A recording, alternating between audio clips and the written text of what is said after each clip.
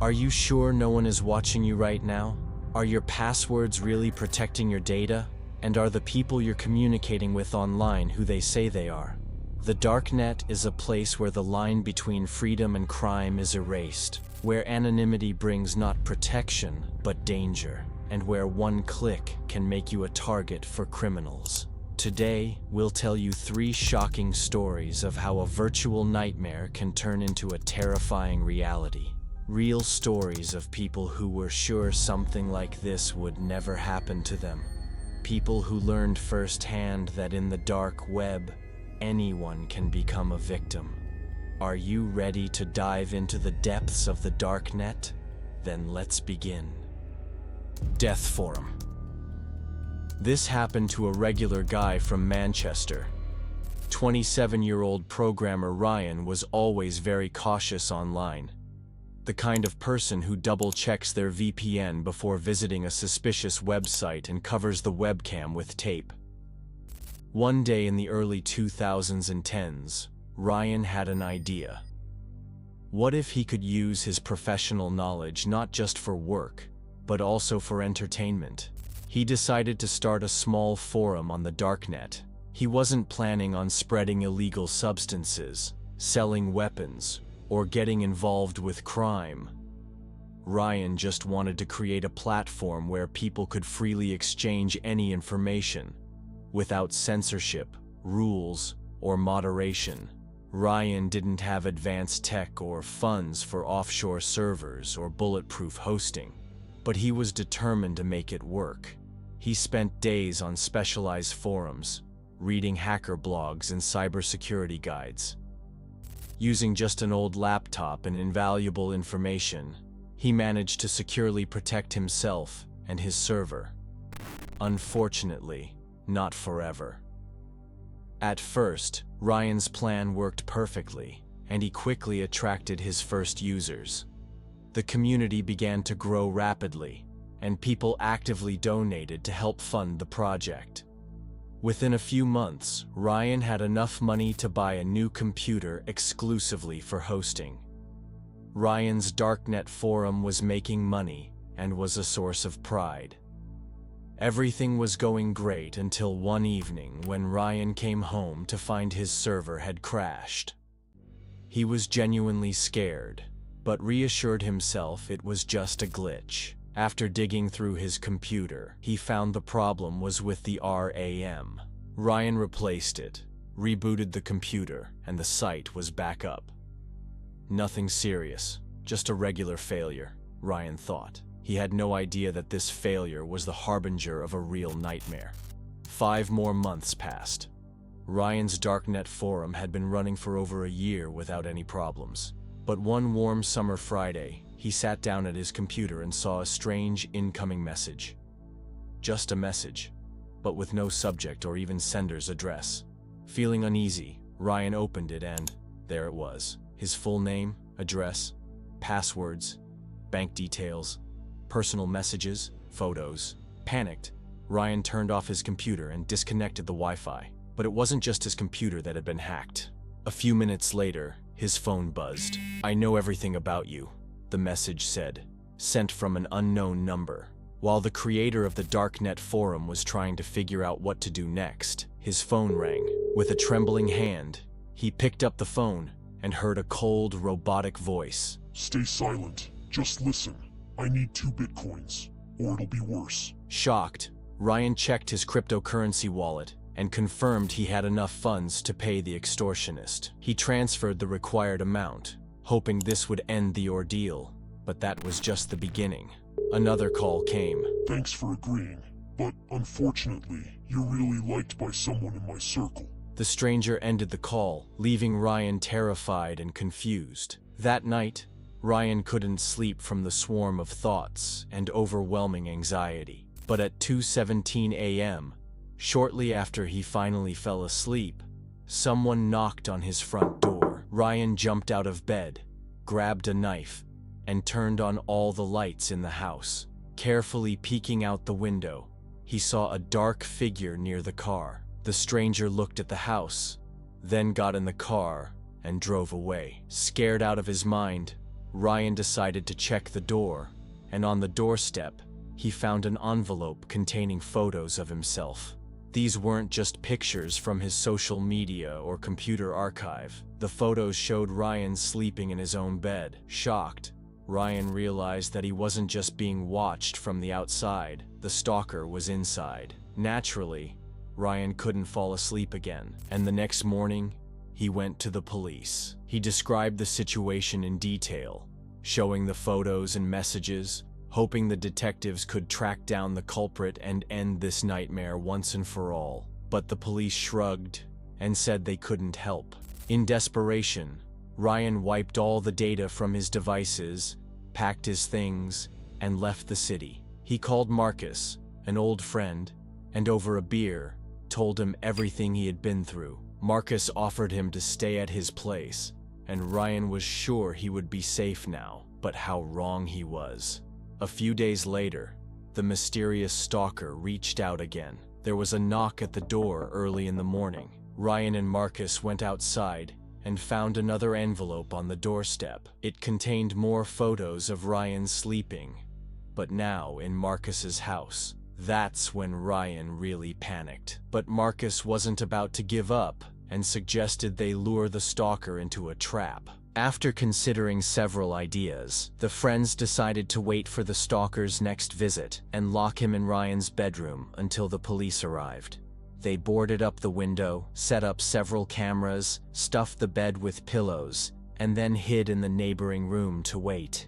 A few hours later, the friends heard the sound of a door lock turning and realized it was time to act. They rushed into the hall and locked the door from the outside with a chair and metal rod. Staring at the screen, the anxious guys called the police. Then they continued to observe the stalker, who didn't even attempt to escape. He silently walked around the room, and his strange behavior made the guys even more terrified. When the police arrived, Ryan and Marcus saw the stranger pull a gun from his pocket. He pressed it to his temple, pulled out a note with the words, "I love you," and then pulled the trigger.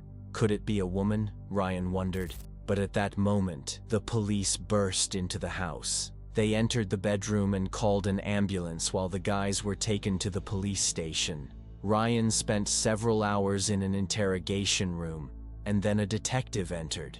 He threw a folder on the table, spread out some photos, and asked, "Do you know her?" Ryan said he had never seen the woman before, and then the detective started telling him things that made his hair stand on end. It turned out that the police had found an altar with Ryan's photos in the stalker's house. The photos were taken in various places, from stores to gyms. The woman also had a diary where she made plans for the future with Ryan and wanted him to become her husband. And Ryan did know her. They had been communicating on his forum for about a year and a half, but that wasn't all. The detective revealed that this obsessed woman had planned to drug him and abduct him. She had even attached a lock to her bed so Ryan couldn't escape from her. Who knows if Ryan would have survived if it weren't for his friend Marcus's idea to trap the stalker. Since then, Ryan has never returned to the darknet, and he probably never will. This disturbing story proves that anonymity online doesn't guarantee safety. Ryan was lucky to survive, but how many more stalkers are lurking in the shadows of forums and social networks? And no one knows when a simple conversation might turn into a real-life nightmare. The price of curiosity. 32-year-old Anna, a graphic designer from Portland, had heard many scary stories about the darknet, but she always considered them nonsense. One day, Claire, her close friend, told her she had seen truly horrifying things there. The girl was terrified and said what she saw would surely haunt her for the rest of her life. Skeptical, Anna decided that her friend must have made it all up as a prank. But instead of forgetting about the latest darknet rumors, Anna decided to prove to herself that there was nothing frightening about it. How wrong she was. Anna downloaded Tor, found the hidden wiki. Out of curiosity, she clicked on a few links and found pretty predictable things. Illegal substances, fake documents, weapons, adult ads. It was unpleasant, but not impressive. She was about to give up on the darknet, but then she noticed a link that said, Night Watchers. The title intrigued Anna. What could be hidden behind that? She clicked it, and suddenly the screen turned black. A few seconds later, 3 videos appeared, paused at specific scenes. In the first video, there was a family, a mother, father, and 2 young girls, relaxing in the living room. In the second, a couple, the man and his pregnant wife, holding hands in a cozy kitchen. And in the third, a lonely woman with her black Labrador sitting on a couch, staring at her phone. Before Anna could finish watching the scenes, a male voice spoke. It was slightly distorted, as if coming from a broken radio. "Good evening," he said. "Tonight, Night Watchers presents 3 unique families. Each of them has their own life and different plans for the future." After a brief pause, the stranger, seemingly with a smile, invited the viewers to watch each video and then choose one. Anna didn't understand the point of the task, but her curiosity kept growing. If only she knew where it would lead. Anna clicked on the first video. The happy family watched TV, played outside, had dinner. Then, the parents put their daughters to bed and then went to bed themselves. The video abruptly ended. Anna felt awkward watching the private lives of strangers, but curiosity won out, and she started the next video. The expectant couple was reading books and magazines about children, watching TV shows, then going to bed together. It was really sweet, and Anna smiled, then clicked on the last video. The lonely woman ate ice cream in a cluttered apartment, kept checking her phone, fed the dog, and went to bed. The video stopped at the most intimate moment, and then all 3 videos returned to their original frames. The mysterious male voice asked, "Are you ready to make your choice?" Anna sat there, staring at the screen, hoping the other viewers would make the choice for her. But there were no other viewers. After a few minutes, the videos disappeared, and new ones appeared. And these were much worse. The Night Watchers, 3 men in black cloaks and hats hiding their faces, were standing in front of the homes of the families Anna had already seen. The distorted voice spoke again. "Death will come for our friends. You must choose one family. These are the rules of the game." Disturbed, Anna didn't understand what was happening. Was this part of some strange show? A prank? A psychological test? She decided to just close the page, but the voice stopped her. "Before you close the window, you should know, if you don't make a choice, your family will be next." This statement shook Anna, but she quickly calmed herself, thinking that the viewers were just trying to scare her. But then, the voice addressed her by name. Her heartbeat quickened, and her hands began to shake. Anna was genuinely scared now. The screen again showed the videos of the families. Anna realized that it was time to choose who would die today. She couldn't pick the family with the children, or the couple expecting a child.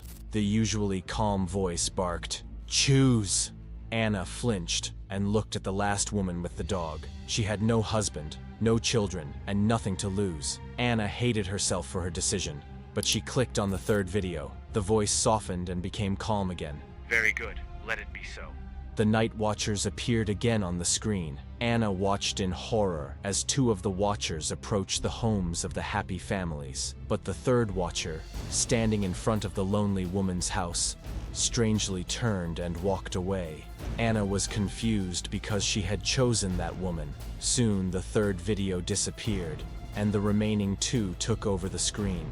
The Watchers, with obviously ill intentions, easily made their way into the homes of their future victims. Anna bit her lip hard as she watched one ominous stranger enter the bedroom of the young couple, while another approached the children's bunk bed. After a couple of seconds, the girl heard blood-curdling screams and nearly passed out. Squinting her eyes, Anna pulled the plug from the wall, and her computer screen went black. Her mouth went dry.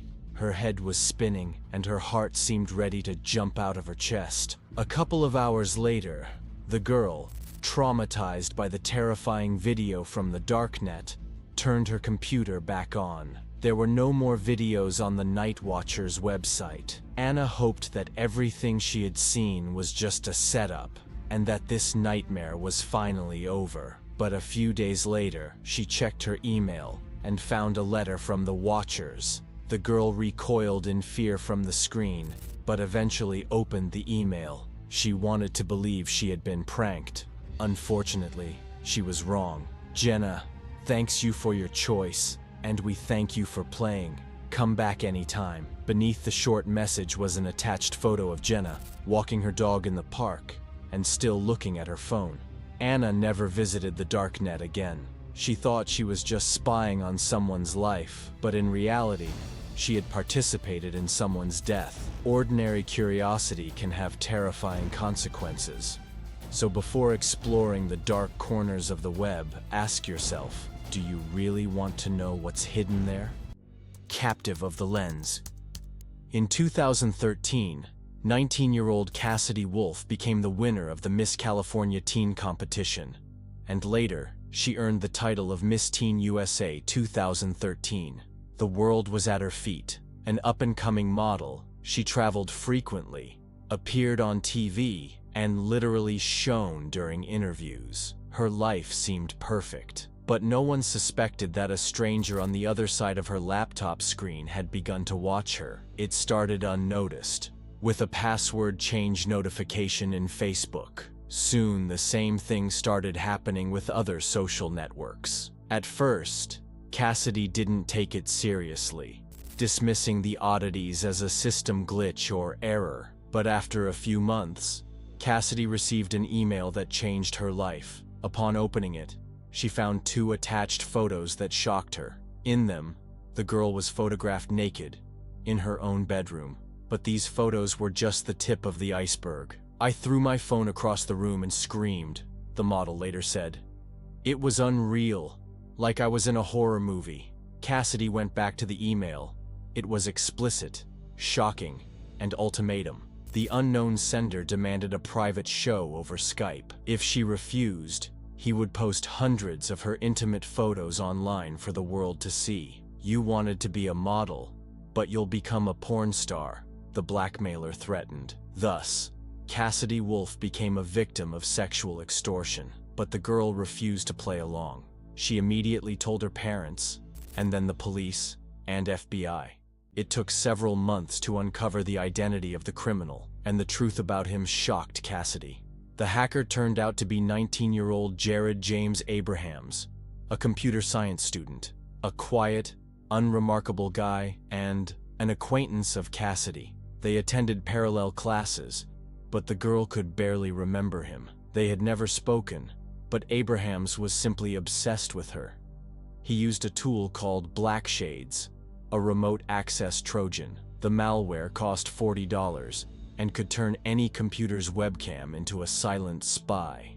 In September 2013, Abrahams was arrested. He didn't deny his guilt. The guy admitted to being a great computer expert and confessed that he had not only been spying on Cassidy, it turned out he had controlled around 150 devices, watching things that were never meant for prying eyes. The FBI later discovered victims not just in the US, but also in Europe, with the youngest girl being only 14. At least 2 victims had complied with the criminal's demands and contacted him via Skype.